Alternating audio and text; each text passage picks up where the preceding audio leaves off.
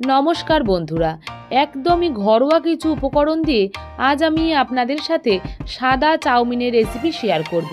এই রেসিপিটি বানানোর জন্যে খুব বেশি উপকরণের প্রয়োজন কিন্তু একেবারেই লাগে না। আমি সোমার হেসেলে সবাইকে স্বাগত। এই রেসিপিটি বানাবার জন্য প্রথমেই আমি একটা কড়াইতে জল গরম করতে দিয়েছি। জলটা যখন দেখুন হালকা গরম হয়ে আসবে তখন এখানে আমি দিয়ে দিচ্ছি 1/2 টেবিল স্পুন মতো নুন আর অ্যাড করে দিচ্ছি 1 টেবিল স্পুন মতো সাদা তেল। তেলটা যদি দেওয়া হয় তাহলে কিন্তু চাউমিনটা একটার সঙ্গে একটা লেগে যাবে না। চাউমিনটা কিন্তু সেদ্ধ করার সময় ভীষণই ঝরঝরে হয়। এরপরে আমি চাউমিনটা দিয়ে দিচ্ছি সেদ্ধ করার জন্যে। একটা চামচ দিয়ে চাউমিনটাকে একটু নাড়াচাড়া করে দিচ্ছি। 5 মিনিটের মধ্যেই কিন্তু চাউমিনটা 70% সেদ্ধ হয়ে যাবে। চাউমিন কিন্তু কখনোই খুব বেশি সেদ্ধ করবেন না, এতে কিন্তু খেতে একেবারেই ভালো লাগে না।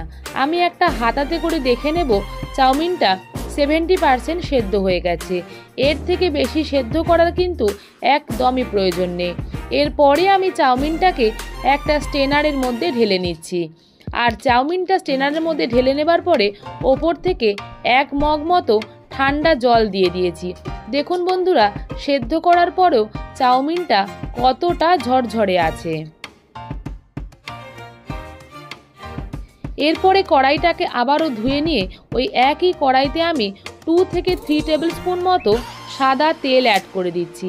তেলটা যখন খুব ভালো মতো গরম হয়ে যাবে তখন এখানে আমি দিয়ে দিচ্ছি 2 মুঠো মতো কাঁচা বাদাম। যেহেতু বলেছি রেসিপিটা বানাতে খুব কম উপকরণ লাগবে আর একদমই ঘরোয়া উপকরণ দিয়ে রেসিপিটি বানাবো, তাই প্রথমেই আমি এখানে ঘরে থাকা কাঁচা বাদাম ব্যবহার করে নিলাম। এই বাদামটাকে 1 থেকে 1.5 মিনিট মতো হাই ফ্লেমে নাড়াচাড়া করে নিচ্ছি। তাতেই কিন্তু বাদামটা বেশ মুচমুচে করে ভাজা হয়ে যাবে। আর বাদামটা ভাজা হয়ে গেলে বাদামটাকে একটা প্লেটের মধ্যে আমি তুলে রাখবো।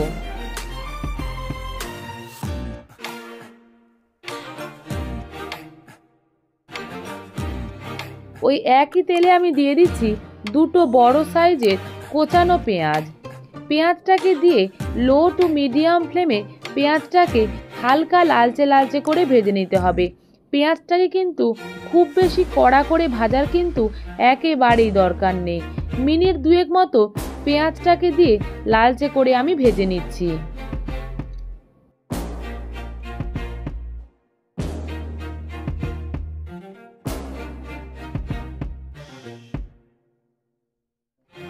পেঁয়াজটা ভাজার সময়ে এখানে আমি 1/2 টেবিল স্পুন মতো নুনের ব্যবহার করেছি। নুনটাকে দিয়ে আবারও একটু নেড়ে চেড়ে দিচ্ছি।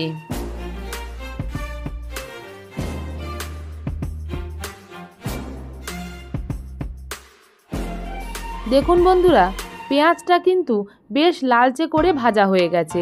পেঁয়াজটা ভাজা হয়ে যাওয়ার পরে এখানে আমি দিয়ে দিচ্ছি লম্বা লম্বা করে পাতলা টুকরো করে কেটে রাখা আলু। আলুটাকে দেখুন বন্ধুরা, ঠিক এইভাবে লম্বা লম্বা করে কেটেছি। আর আপনারা যদি চান তাহলে কিন্তু পাতলা করে চৌকো করেও কাটতে পারেন। আলুটাকে দিয়ে আবারও মিনিট 3-4 মতো নাড়াচাড়া করে নেব।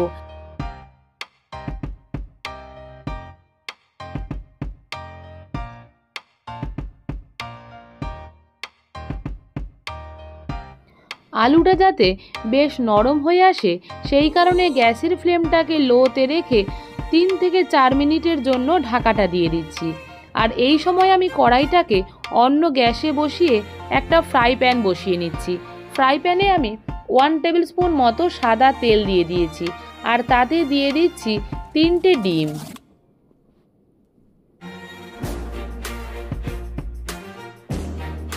এই ডিমগুলোকে দিয়ে আমি ডিমের ভুজিয়া বানিয়ে নেব। আপনারা কিন্তু ওই একই কড়াতে পেঁয়াজ ভাজার আগে কিন্তু ডিমের ভুজিয়াটা বানিয়ে নিতে পারেন, কিন্তু যেহেতু আমি ডিমের ভুজিয়াটা বানাতে ভুলে গেছি সেই কারণে আমি অন্য একটা ফ্রাই প্যান বসিয়ে ডিমের ভুজিয়াটা বানিয়ে নিলাম। আর ডিমের ভুজিয়াটা বানাতে বানাতেই কিন্তু আলুটাও দেখুন বেশ সেদ্ধ হয়ে গেছে। ওই একই গ্যাসে আবারও কড়াইটাকে বসিয়ে নিলাম। একটা খুন্তি দিয়ে দেখে নিলাম আলুটা কিন্তু বেশ নরম হয়ে গেছে। এর থেকে বেশি আলুটা সেদ্ধ করা কিন্তু একদমই প্রয়োজন নেই, তাতে খেতে কিন্তু ভালো লাগবে না। এরপরে আমি এখানে দিয়ে দিচ্ছি আগে থেকে সেদ্ধ করে রাখা চাউমিনটাকে দিয়ে খুব ভালো মতো নাড়াচাড়া করে নিচ্ছি, যাতে আলু, পেঁয়াজ, চাউমিন ভালো মতো মিশে যায়।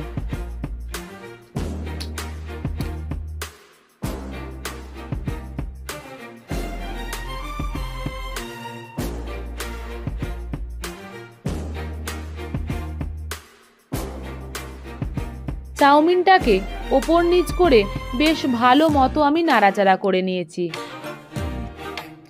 দেখুন বন্ধুরা, চাউমিনটা কতটা ঝরঝরে হয়েছে। এরপরে আমি ওপর থেকে ছড়িয়ে দিচ্ছি আগে থেকে ভেজে রাখা বাদামটাকে দেবার পরে আবারও একটু নেড়ে চেড়ে দিচ্ছি, যাতে বাদামটাও চাউমিনের সাথে ভালো মতো মিশে যায়। বাদাম দিলে খেতে কিন্তু খুবই ভালো লাগে।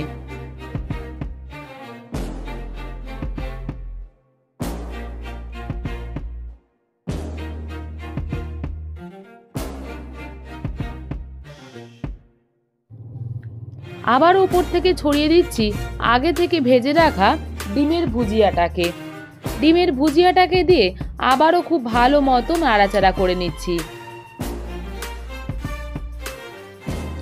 সাদা চাউমিনের রেসিপিটি কিন্তু প্রায় হয়েই এসেছে। খুব ভালো মতো নাড়াচাড়া করে নেবার পরে যদি বাড়িতে বাচ্চা থাকে তাহলে এখান থেকে তুলে রেখে দিতে পারেন। আমারও বাড়িতে যেহেতু 4 বছরের বাচ্চা আছে, তাই আমি এখান থেকে বেশ খানিকটা চাউমিন তুলে রেখে দিয়েছি। ঝালের জন্য ওপর থেকে দিয়ে দিচ্ছি 1/2 টেবিল স্পুন মতো গোলমরিচ আর দিয়ে দিচ্ছি 2টো কাঁচা লঙ্কা। গোলমরিচ আর কাঁচা লঙ্কাটাকে দিয়ে আবারও খুব ভালো মতো নাড়াচাড়া করে নিচ্ছি। সাদা চাউমিনের রেসিপি একদমই রেডি হয়ে গেছে।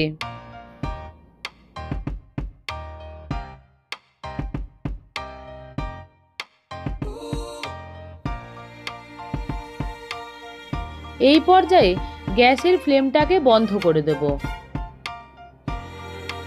ফ্লেমটাকে বন্ধ করে দিয়ে ঢাকা দিয়ে 2 মিনিট স্ট্যান্ডিং টাইমে রাখলে একদমই রেডি সাদা চাউমিনের ঝরঝরে রেসিপি। এই রেসিপিটি কিন্তু আপনারাও বাড়িতে বানিয়ে অবশ্যই কমেন্ট বক্সে জানাবেন এই রেসিপি আপনাদের কেমন লাগলো। এই রেসিপিটি যদি আপনাদের ভালো লেগে থাকে প্লিজ ভিডিওটিকে একটা লাইক করুন, শেয়ার করুন, আর আমার চ্যানেলের নতুন বন্ধু হয়ে থাকলে চ্যানেলটিকে প্লিজ সাবস্ক্রাইব করুন। ধন্যবাদ। ভালো থাকবেন, সুস্থ থাকবেন।